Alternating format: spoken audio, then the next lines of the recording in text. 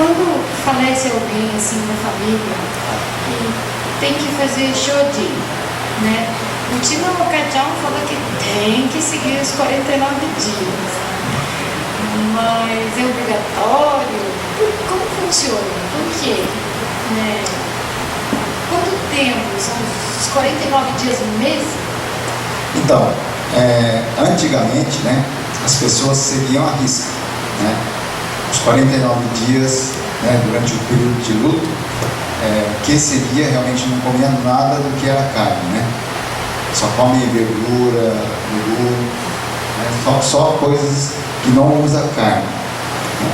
Hoje em dia, eu tenho visto, né, que mesmo nos operados, né, assim, quando a Fujinkai prepara, né, chama Otoki, né, aquela refeição que faz depois da cerimônia, a gente nota que tem, dependendo das cidades principalmente, né, tem uns operados que o Fujinkai prepara assim, assado, coisa frita, assim, né, filé de peixe frito, frango frito, sabe? Então, quer dizer, infelizmente, nem sempre estão seguindo a risca, né, a regra do ensinamento do Buda, né? Bom, é claro que dentro do ensinamento do Jodo Shinshu, a gente fala assim, nós somos esses seres falíveis, né? E por mais que a gente queira seguir, às vezes a gente é incapaz de conseguir, né? Então, tipo assim, existem, na verdade, essa regra, digamos assim, né? Fala assim que sugere-se que é importante a gente seguir pelo menos os 49 dias, né, de luto, de não comer a carne, né? Só que aí que está a questão importante, sabe? De a gente entender que se for para seguir a risca, né, o que é essa palavra shoji, é que eu falei, a gente não podia comer qualquer tipo de coisa, né? A gente tinha que ficar em pleno jejum mesmo, sabe? Completo jejum, né? Mas não há como, né? Então, pelo menos, né, no momento que a gente sente, né, a falta daquela pessoa que foi importante na sua vida, que você lembra com saudade, a memória daquele ente querido, então, nesse período que a gente considera como luto, a gente faz esse esforço, sabe? Só que, como eu estava dizendo, né, hoje em dia, na sociedade que a gente vive, infelizmente, não dá para muitas vezes, por mais que a gente até queira, às vezes não tem como, sabe? Por exemplo, você vai no restaurante, né? E às vezes você encontra assim pratos que você acaba pegando, sabe? Né? Você poderia tentar fazer o esforço de pegar só arroz, feijão, né? Mesmo às vezes dentro do feijão tem carne também, né? Sabe? Então, quer dizer, são situações muito difíceis. Não dá para falar assim que a gente vai conseguir fazer isso, né? Então, o que a gente entende? Existe esse ensinamento, mas por que a gente não cumpriu esse ensinamento, o Buda vai te castigar, vai acontecer isso? Não, não vai acontecer isso. Porque o Buda Amida, por justamente a gente ser esse ser que é incapaz de, né, por mais que a gente tente, muitas vezes a gente não consegue, Buda, já sabendo isso, ele nos acolhe da forma como a gente é, sabe? Agora, aí que a gente tem que tomar cuidado. Então é assim? Então eu vou comer mais. Não, né? Ele já gostava de comida, né? Ele falava assim, que o dia que eu morrer, ninguém precisa fazer jardim, não. Ele falava, verdade mesmo. Então, aí, né, é o sentimento da pessoa, né, em relação aos seus filhos, aos seus netos, para que os filhos, né, se fiquem mais assim à vontade, sabe? Só que é claro que eu acho assim, importante, né, o valor de tentar passar, né, esses ensinamentos do Buda, porque com isso, o que a gente aprende, né? Veja bem o que está acontecendo hoje em dia. Por que as pessoas não respeitam nem a vida humana, né? Porque imagine, né, se a gente que é budista, né, que a gente entende que até mesmo aquela formiga, né, aquela barata que na verdade a gente até menospreza, que a gente até né, fica chateado, fica, né, aquele ser lá, a gente acha tão repugnante e tal. Só que no budismo diz que tem o mesmo, né, valor de vida que o nosso, né, que a nossa vida, sabe? Aí quando a gente entende, ou pelo menos tenta entender esses valores, então imagina em relação ao semelhante ao ser humano, né? a gente entende que o valor da vida realmente humana é uma coisa assim sagrada mesmo, né? Aí, quer dizer, pelo menos vai pensar várias vezes antes de cometer alguma loucura de matar uma outra pessoa, por exemplo, eu acho, né?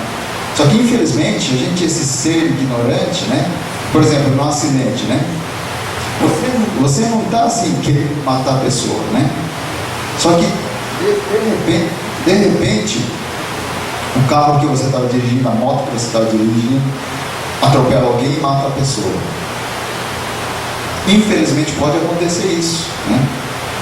A gente nunca tem condições de dizer assim, eu vou, né, passar toda a minha vida sem acontecer qualquer tipo de coisa desagradável dessa forma. Infelizmente não há como a gente afirmar isso. Por mais que a gente queira, por mais que a gente procure tomar atenção, cuidado para que isso não aconteça, acidente infelizmente acontece, né? Infelizmente acontece, sabe? Só que é claro, por isso que a gente tem que tomar muito mais cuidado para não acontecer isso. Não é verdade? Então, quer dizer, aí que está a questão importante do ensinamento, sabe? De procurar fazer a coisa certa, porque mesmo procurando fazer a coisa certa, a gente sofre, né? Então, se a gente vai fazer coisa errada, com certeza isso vai trazer muito mais sofrimento, né, na nossa vida. Então, tentando responder a sua pergunta agora objetivamente, né, se a sua avó, né, foi a favor, né, de fazer Shojin, né, eu particularmente, claro, como monge principalmente, né, eu acho que como ela deu muito mais valor, né, ao ensinamento do Buda, ela realmente ensinou a coisa certa para vocês, né? Não dizendo que o seu avô estava ensinando a coisa errada, não, né? Eu entendo que o seu avô, na posição, né, de querer que os filhos estejam sempre assim, se sentindo bem e tal, ele tenha dito isso, sabe? Agora, em relação ao ensinamento do Buda, bom, infelizmente, é claro que não foi isso que o Buda ensinou, né?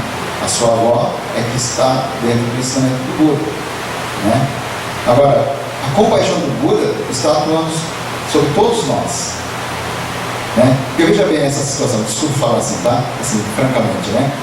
Se o seu avô fez alguma coisa que na verdade é contra o ensinamento do Buda, se fosse outra religião, quer dizer, está indo contra a palavra de Deus, está indo contra a palavra de Buda, vai ser o quê? Vai ser castigado, né? De repente? Não, Jodo Shinshu no budismo da Terra Pura não é assim, né? Por justamente a gente ser esse ser que procura fazer o bem e está fazendo o mal, é que existe a compaixão do Buda para nos salvar. Porque se não houver isso, o nosso fim só é o inferno, só é o mundo de sofrimento, não há como. Por mais que a gente pense, por mais que a gente tente fazer a coisa certa, de repente a gente está fazendo os outros sofrer e a gente mesmo sofrer, né? Então, por a gente ser assim, é que existe a compaixão do Buda, sabe? Agora, se a gente conseguiu, né, seguir essa vida, né, dentro dos princípios do ensinamento, ótimo, né? Agora, é claro que a gente tenta fazer, mas não é 100%, né?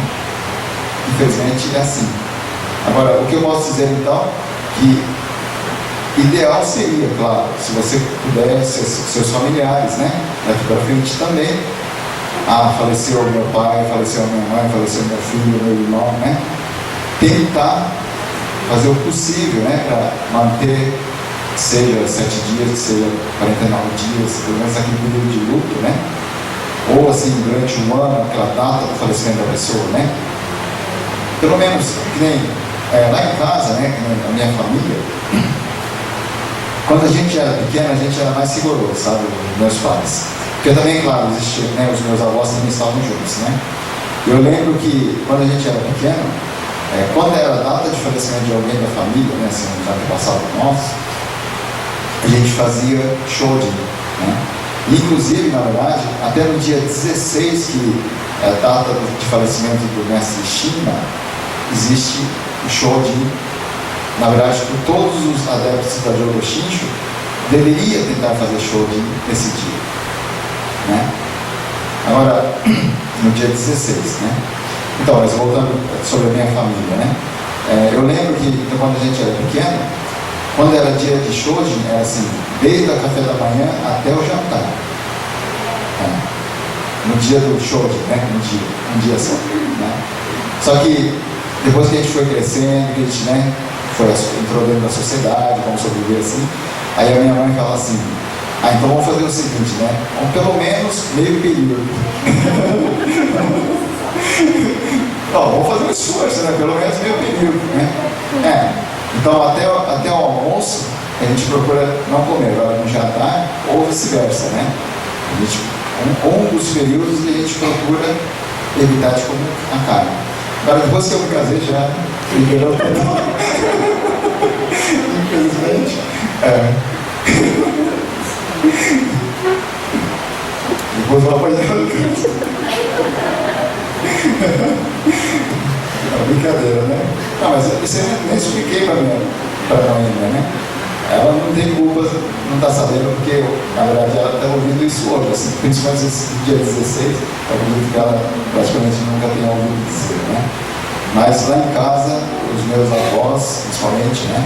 No dia 16, embora talvez não tivesse ninguém da família que tenha falecido nesse dia, a gente fazia show de, assim, respeitando a memória do Shinran Show, né?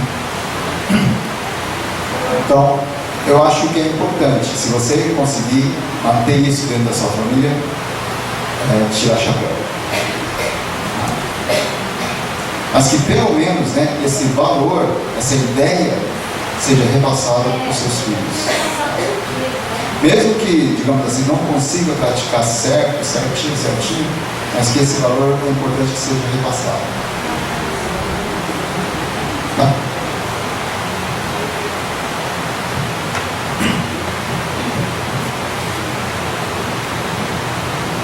Mais alguém? Yano-san? Yano-san.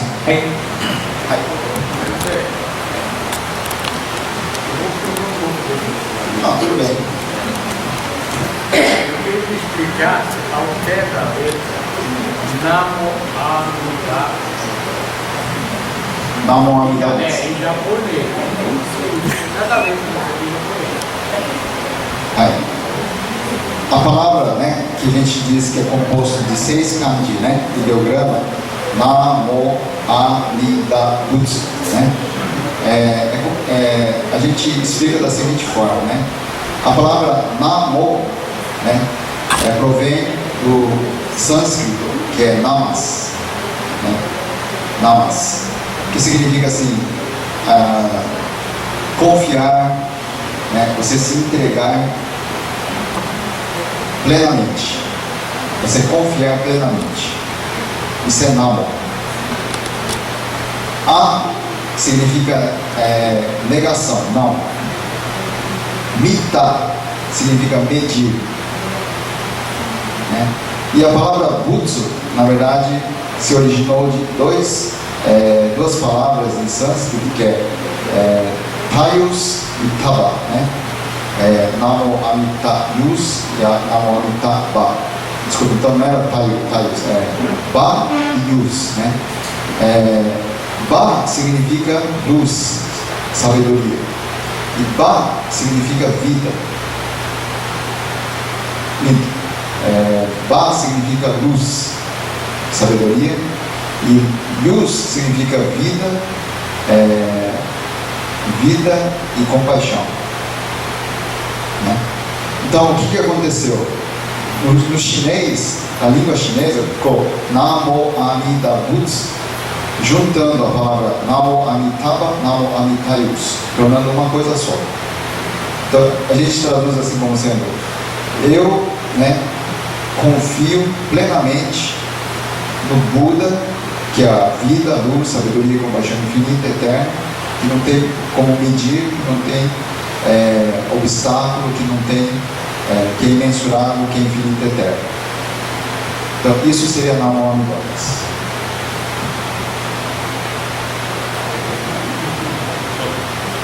Entendeu? Não, eu entendi, mas a palavra é o tudo bem. Agora me bombou aqui, o japonês mesmo. Então, a palavra Namo Amida Butsu, né? Se você traduzir para Nihongo, o Shinran Shonin traduziu da seguinte forma: no Shoshinge você tem, né?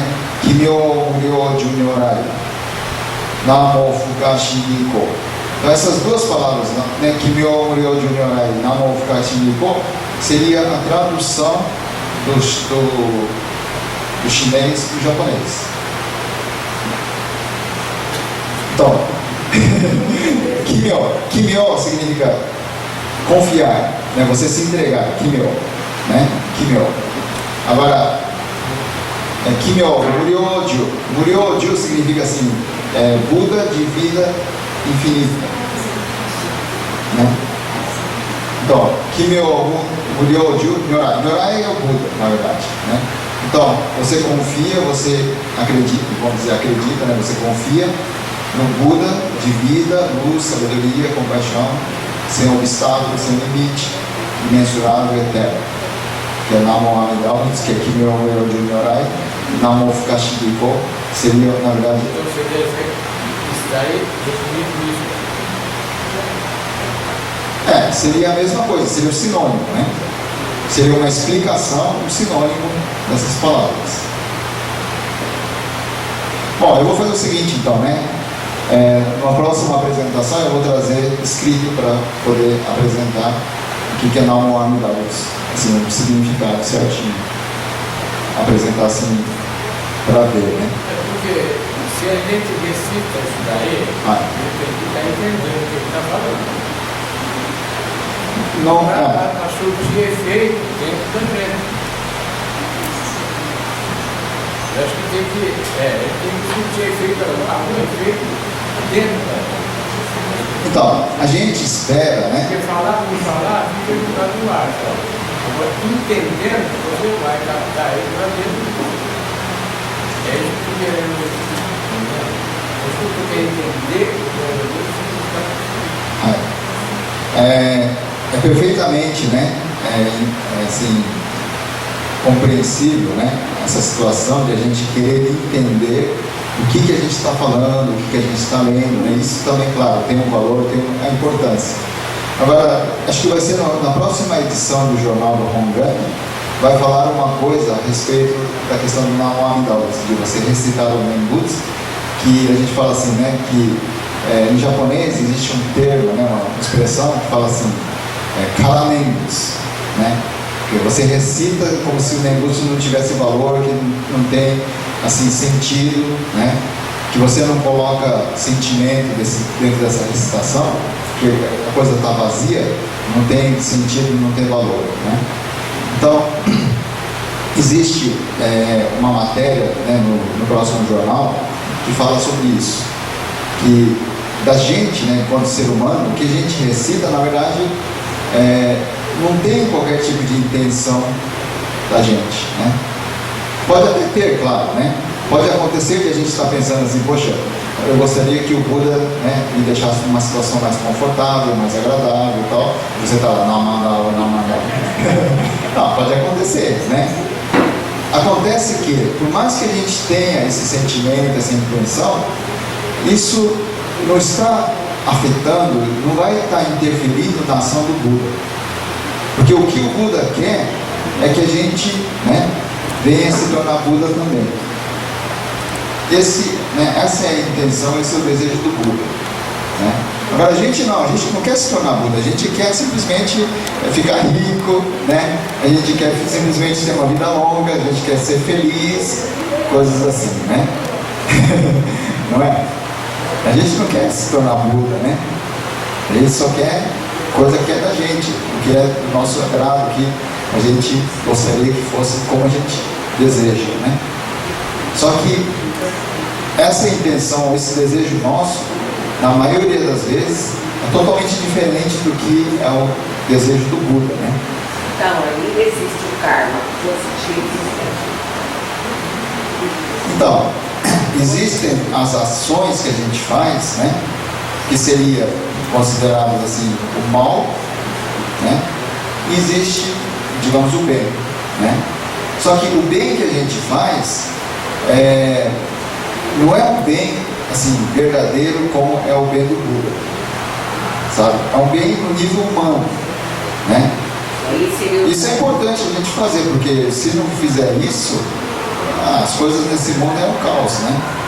Quer dizer, mesmo procurando ajudar, a gente né, encontra com situações difíceis. Se você quer ficar trapaceando os outros, quer ficar prejudicando os outros, a coisa vai ficar pior ainda, né? Mas aí fala o karma. Não.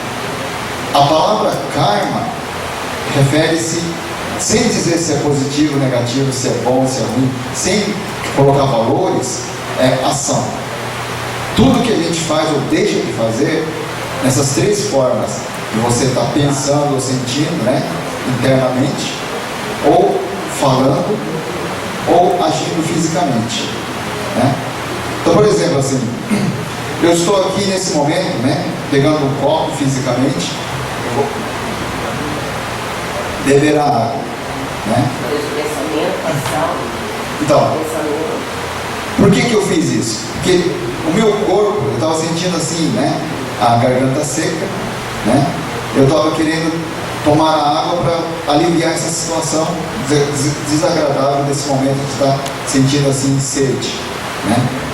Então, quer dizer, eu fiz essa ação que é para mim, né? Só que essa ação que eu fiz pode interferir em alguma coisa de vocês, entende? Tipo assim, alguém viu isso e fala assim, nossa, pensou assim, nossa, o sensei, né, tá falando bastante, realmente ele tá com sede mesmo, né? Pode ser que pensou alguma coisa assim. Outra pessoa viu essa situação e falou, poxa, mas esse sensei, né, pensou em outra coisa, sabe? Então, essa ação que eu fiz, né, que externei isso, acabou trazendo alguma coisa em vocês, entende? Então, isso acontece porque existe a lei da interdependência, né? Eu estou aqui porque, não é porque eu estou sozinho aqui, porque houve a vida, né, tivemos a vida dos meus pais, meus ancestrais, toda essa ligação de vidas que fizeram com que a minha pudesse existir aqui agora. Só que hoje, nesse momento, né, eu estou aqui, vocês estão aqui também juntos, né? Então, nessa lei da interdependência dos seres, né, a gente vai ter ação e reação também, que não depende só da gente, vai depender de quem está aqui ao nosso redor também, e de coisas que vão além disso também, né? Por exemplo, coisas, por exemplo, do clima, né? Coisas que vão além da nossa capacidade de interferir, simplesmente, né? Então, quer dizer, isso tudo que foi falado ali, né? Lei da interdependência, lei da impermanência, e a questão do ego. Porque a gente, na verdade, só quer o bem da gente. Isso é o egocentrismo, o egoísmo, né? Agora, no momento que acaba essa mentalidade de egoísmo, que fala assim, não, somos todos iguais, né? E a gente ficar no mesmo nível, né, de vivência, de realmente respeito mútuo, né, esse tipo de coisa, a vida da gente nesse mundo seria diferente, sabe? Só que, infelizmente, né, cada vez mais nesse mundo que a gente está vivendo, cada um só está insistindo na sua ignorância, no seu egocentrismo, né, e achando que vai ser feliz dessa forma, sabe? Bom, eu espero ter respondido, né? Então, o karma, a palavra karma significa ações nessas três formas, três níveis. Não é falar assim, é só coisa positiva ou só coisa negativa. Muita gente fala assim, nossa, está acontecendo tanta coisa ruim na minha vida, isso é karma. Como se dissesse assim que somente coisa ruim da vida fosse karma. Não é isso. Karma são ações que a gente faz ou deixa de fazer, né? Então, se você fez coisa boa, então você deixou de fazer coisa ruim. Se você fez coisa ruim, então deixou de fazer coisa boa. Então é essa a questão da coisa, né? A ação que a gente fez ou deixou de fazer, né? Então são essas três formas: o pensamento, o coração, né? A ação física e a ação verbal.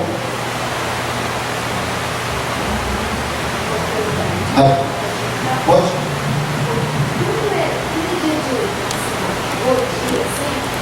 Coloca tudo par. Não necessariamente. Isso foi passado por muito tempo para mim e para nós, né? Quando é festa é ímpar, né? Por que será? Não necessariamente par. Se acontece isso, não é questão de ensinamento religioso. Isso pode ser algum valor da cultura japonesa. Entende? algo que é assim da tradição cultural, né? Ninguém sabe explicar por quê. Então. Isso já não sabe.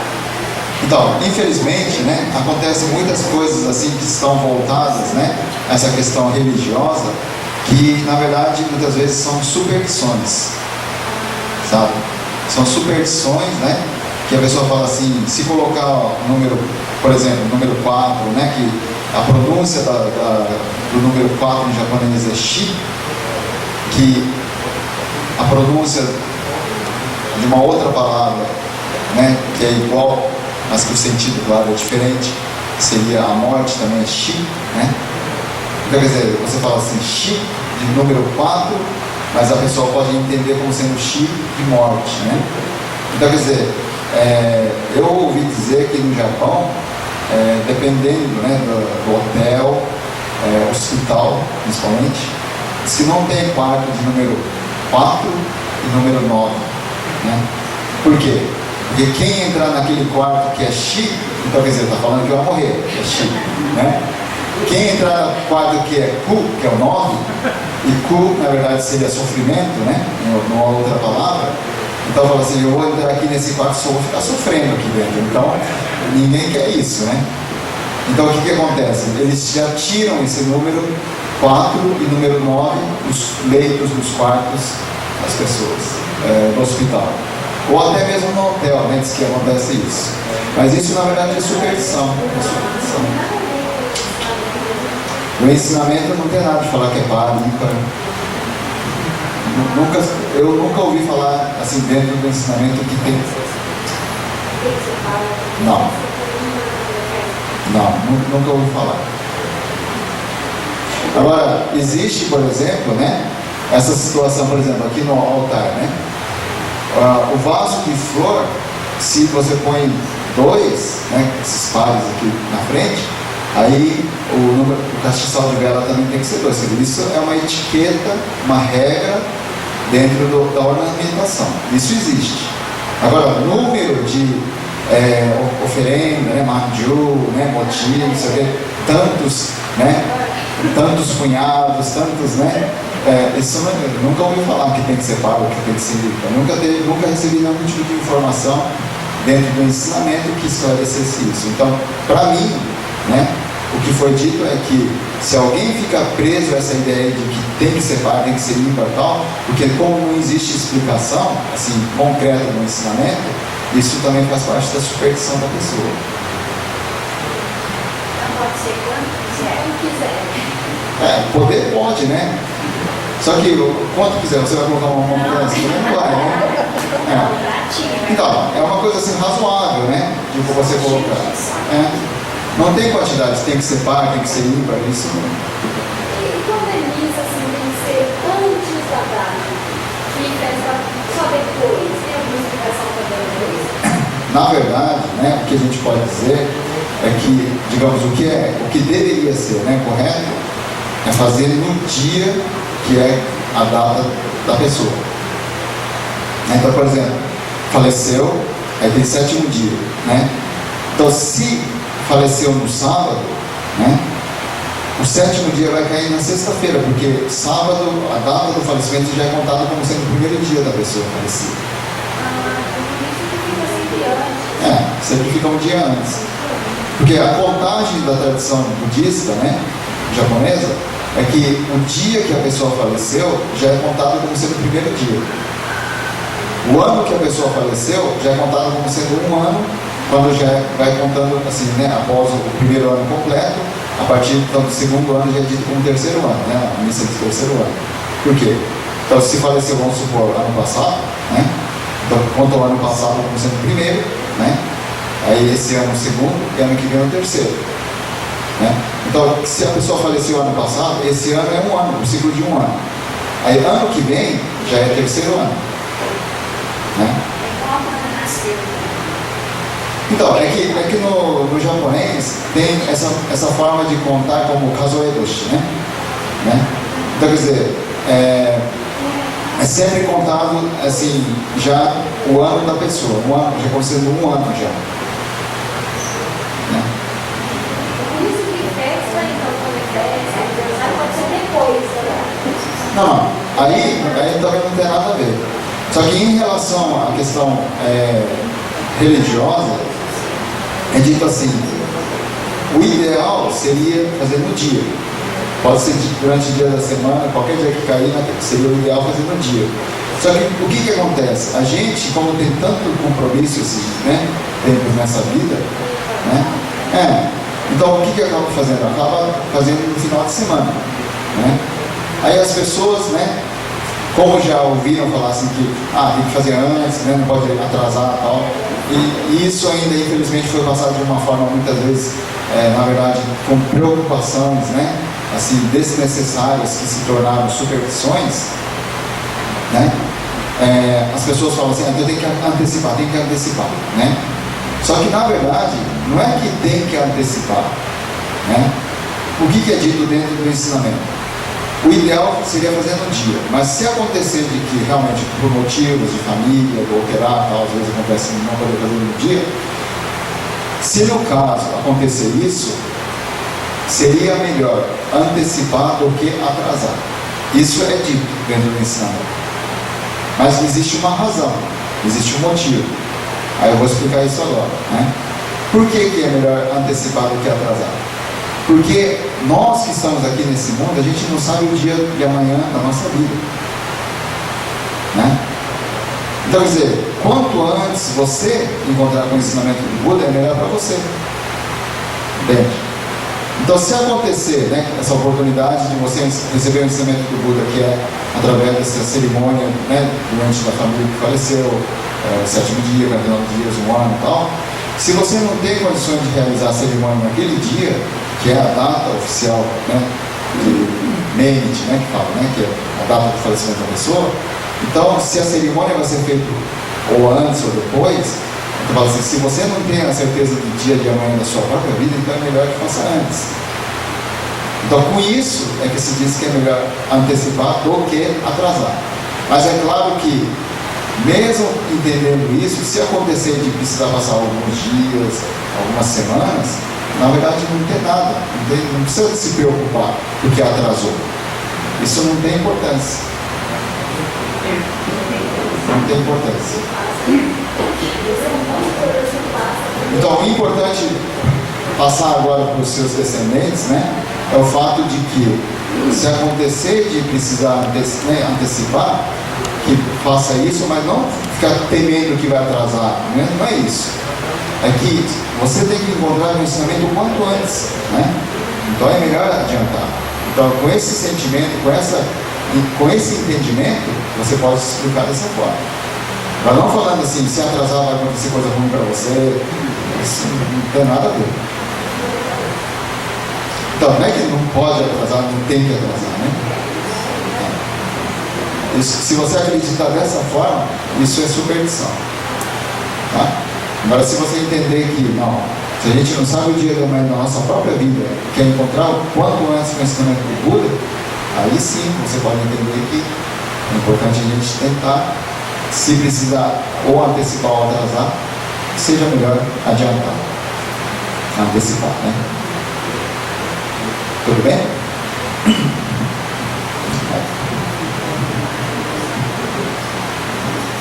Será que alguém tem mais alguma? Gerson. Eu queria saber o seguinte,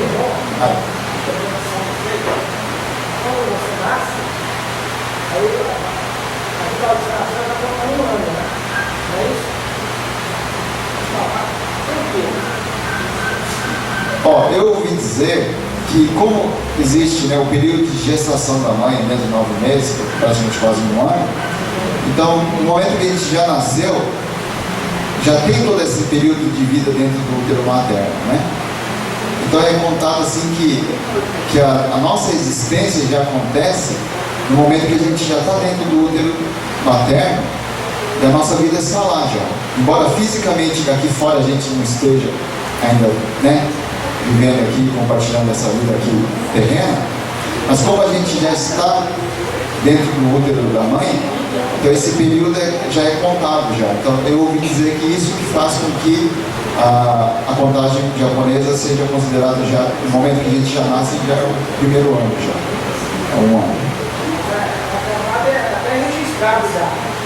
Então, hoje eu não sei se as famílias se mantêm essa contagem, sabe? Eu acho que depende muito de cada família, sabe? Porque como começou a se ocidentalizar o Japão também, então essa contagem de sempre contar assim um ciclo completo de um ano já foi também introduzido na mentalidade japonesa. Então eu acho que depende muito da família, aquele que mantém aquela contagem japonesa ou ocidental, de falar assim que não, a partir do momento que nasceu, no outro ano é que conta como sendo um ano de vida, né? Porque para nós somos assim, né? Nasceu hoje, dia tal, então daqui a um ano, aí seria a festa de um ano de nascimento da pessoa, da criança, né? Agora, o japonês, né, pelo que eu ouvi dizer, é que como a criança, na verdade, já está dentro do útero materno, né, então já conta esse período como sendo já de vida nesse mundo. Eu ouvi dizer que é isso. Tá, eu posso estar enganado, mas eu ouvi essa versão.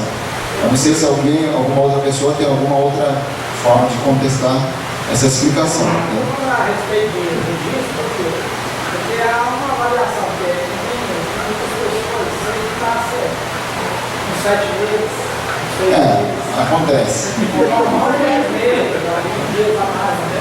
Sim. Já para esse registro, é complicado. Então, se a gente for analisar, né, ao pé da letra, essa questão de contagem de período, né, de vida, de nascimento e tal, é um negócio meio complicado, sabe? Então, eu acho que o japonês tem muito desse negócio assim de, sabe, de arredondar, assim, né, nesse caso, assim, sabe? Então, mesmo que aconteça da criança nascer com 6 meses de gestação, 7 meses e tal, né, nascer prematura, digamos assim, só que na tradição japonesa é como se a criança já tivesse um ano já. Né? Então eles não consideram muito assim o período mesmo assim, que realmente passou um ano, esse tipo de coisa. O fato de que a criança nasceu já é contado como sendo um ano de vida, já, dessa forma, pelo que eu saiba. Né? Agora, a versão que eu então ouvi dizer é que o fato de se considerar a criança já dentro do útero materno, que é contado como sendo já um ano de vida aqui nesse mundo, né? Dessa Eu forma. acho que é uma coisa bastante coerente, porque, por exemplo, até as plantas, por exemplo, você tem a semente, e tem tanto de vida aquela semente, ele dá, você começa a contar. Tanto de vida começa a produzir. Sim. Então, nós devemos também, ninguém outro, falar assim,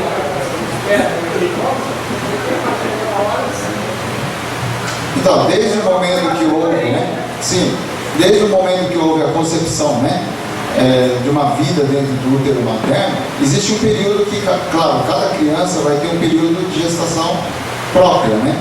Porque a média, a gente diz que é 9 meses, né? Agora,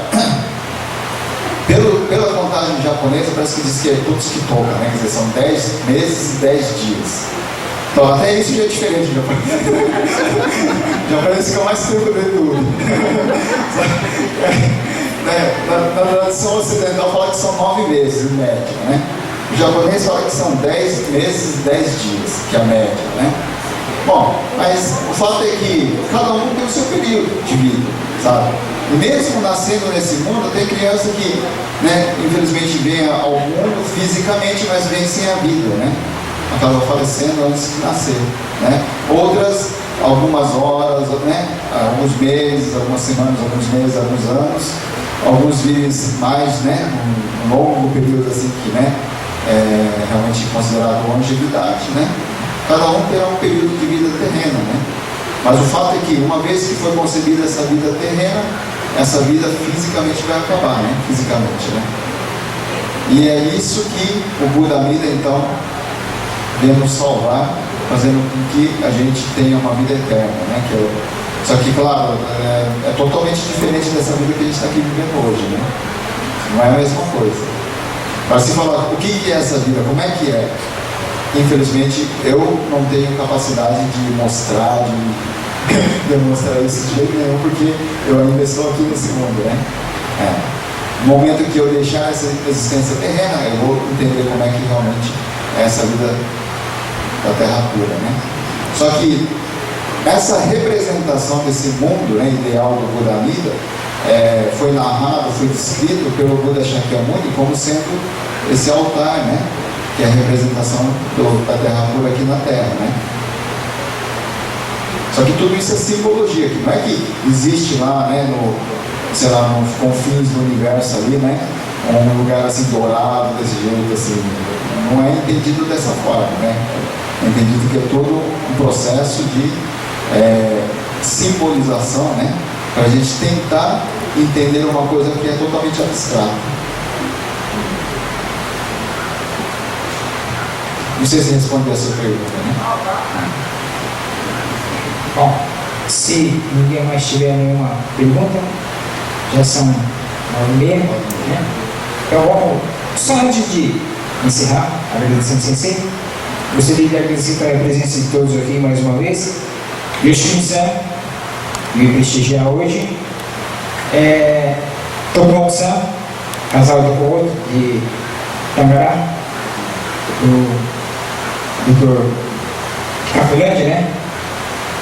Yano-san, todos vocês bem-vindos. E também a senhora Satiko Nagishi, ela é de Córrego Seco, região de Birigui, veio aqui para Linhas hoje e fez questão de vir prestigiar a nossa palestra.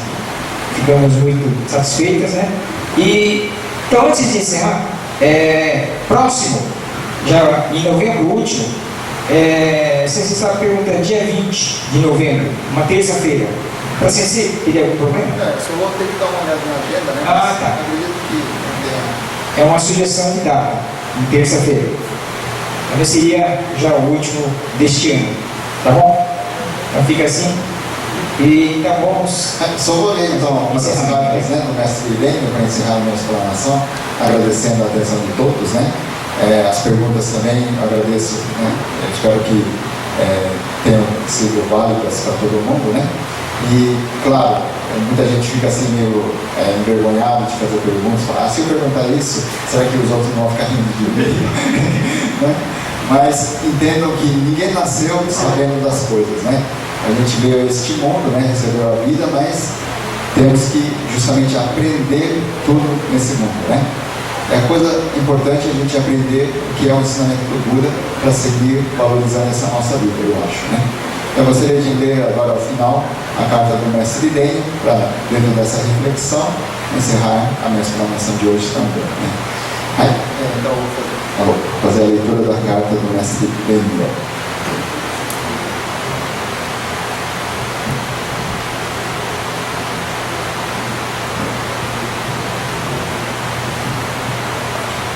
Bom, quem está com esse livro, né, pode também acompanhar pela página 134, fascículo 5, carta 10, capítulo sobre a escola fundada por Shinran Shonin,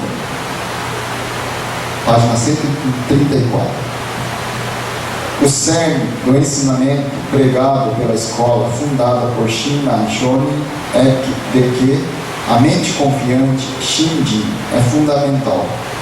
Isso quer dizer que quando abandonamos todas as várias práticas secundárias e atendemos ao chamado de Amida com a mente concentrada, o Buda assegura nosso nascimento na Terra pura, graças ao poder misterioso do voto. Esse estágio foi assim interpretado no comentário de Tanuan. Quando ocorre a primeira percepção instantânea, livre de qualquer dúvida quanto à eficácia do voto, entramos no estágio dos seres cuja a realização da condição de Buda já está assegurada. A partir deste instante, a recitação do Menbutsu é compreendida como uma expressão de gratidão à bondade do Tathagata pelo fato de ter assegurado o nosso nascimento. Reverenciamos sempre, reverenciamos.